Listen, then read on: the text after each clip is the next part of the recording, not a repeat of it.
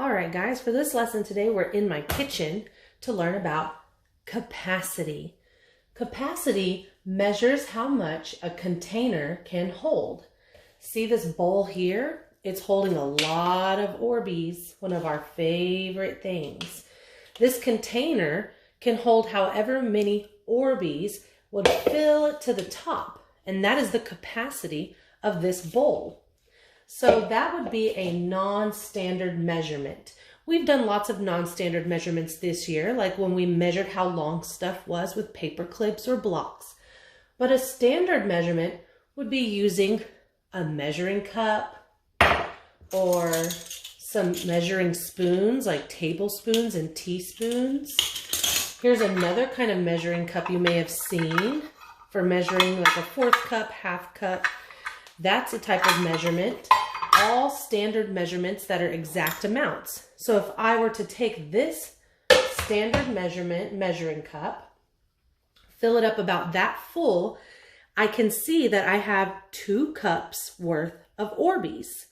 Now this container is holding 2 cups of Orbeez, and I scooped it from this bowl. So this bowl holds way more Orbeez than this cup. This container has more capacity than this container. This container has less capacity than this container. So a way you can remember more than, less than, and equal to is if your container, cup, measuring cup, bowl, whatever you choose, is overflowing with water, then you have more than that capacity. If it's not full all the way, then you have less than that capacity. And if it's full to the very tippy top, then it is equal to that container's capacity.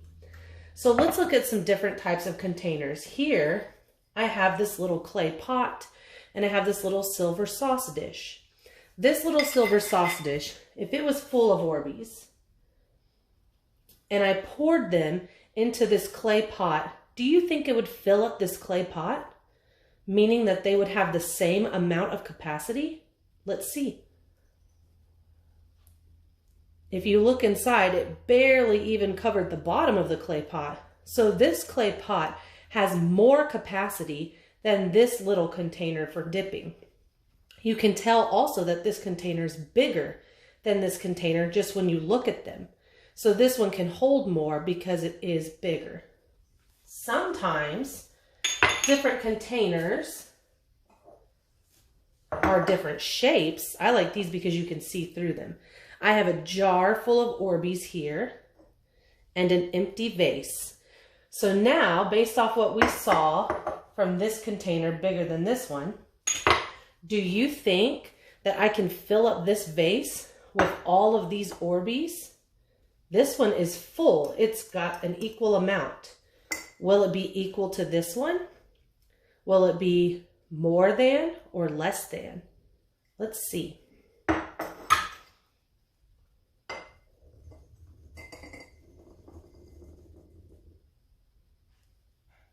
As you can see, this vase could hold more Orbeez. If I take this same jar and I fill it up with Orbeez again,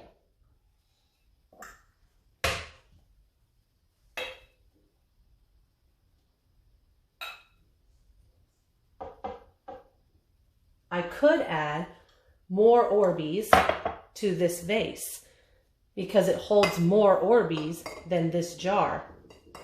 That means it has a bigger capacity. So it took almost 2 full jars that look like this to fill up this vase.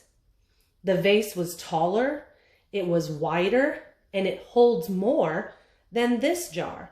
This vase has more capacity than the jar.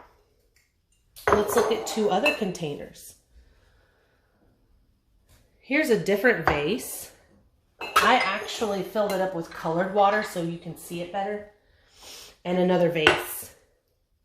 Looking at these 2 vases, or vases, the one that has the blue liquid in it is taller than the other one. So do you think that it could hold more, less, or the same than this vase? Let's see.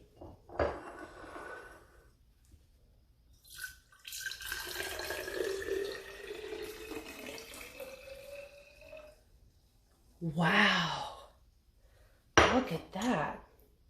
This vase was filled all the way to the top.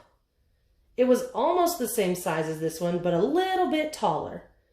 And this vase is barely halfway full.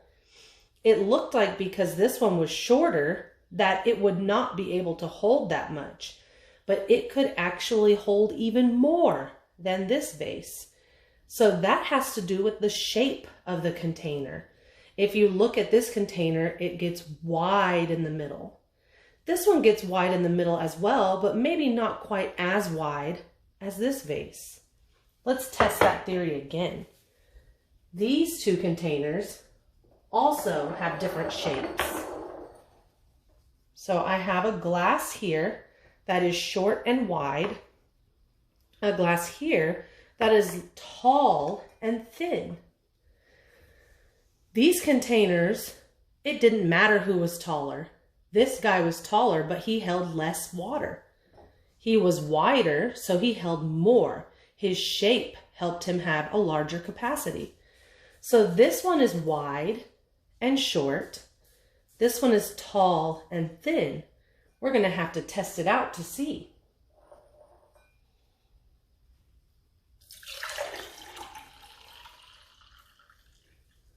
Wow, these two containers, even though they look very different, hold almost exactly the same amount of liquid. This one is filled up now. He was taller than this one. This one was wider than this one, and that must have equaled out to make them hold the same amount of liquid. They have an equal capacity to each other. So different containers with different shapes and different sizes each hold their own amount. We saw with these two that this container had a bigger capacity. It holds more than this one. We saw with this container and this vase, this capacity was much bigger. It held more than this one. We saw with these two containers that their shape helped their capacity, and this one could hold more than this one. And with these two containers, their different shapes actually made them hold the same capacity. And to review about standard and non-standard, a standard measurement for capacity would be able to show you numbers and measurements for amounts, and a non-standard measurement would show you something like Orbeez or how much liquid it holds. So that is a little bit about capacity and how that works. Okay guys, now that we've talked about capacity and what that means, remember that capacity measures how much a container can hold. Now think about Earth as a container for our water. The Earth is 70% water. The thing about that is most of the water on Earth is in the oceans. That means it is salt water. The rest of our fresh water comes from rivers, lakes, ice caps, groundwater. This is water that is safe to drink, and we need it to live and survive. We need it for plants, for animals, and for ourselves. The ocean water is not safe for us to drink. It's salty. It's not good for you. So this water doesn't help us survive, but it is an important part of our Earth. So most of the water that is on Earth is ocean water. We just can't use it to drink. That means the little bit of water that's left, we have to take care of, because on Earth, the container's capacity doesn't change. Just like the bowl of Orbeez, if I filled it all the way to the top, I couldn't ever get any more Orbeez in this bowl. It would be full. The Earth is filled to the top with 70% of water, and it can't hold any more water. It's called finite. Say that word, finite.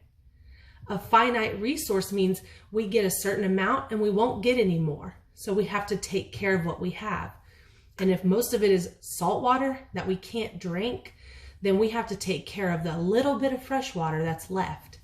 Now, sometimes in communities like ours, a lot of those fresh water that we drink or brush our teeth with or that we use to go swimming, it can be sent to a plant to be cleaned up, and then it can go back to our sinks for us to drink and to bathe with and brush our teeth with. But in other parts of the world, their communities don't have the same filter systems to clean their water again. So when they use their water to drink or brush their teeth, something happens to their water. You can't use that again. Would you want to drink this green water? I don't think so. So that is part of the water on earth that is now no good anymore. We can't drink it. And look at our glass of fresh water. It's less than there was before. So we have to continue to take care of the little water we have. How can we do that? Well, when we're brushing our teeth, we make sure we turn off the water while brushing because we don't need the water to be running. We make sure that we preserve water. We don't take very long showers where the water is running too long. If you have a water sprinkler in your yard, you use just enough to water the grass and then you turn it off. There's lots of little things you can do to protect the good water that we have.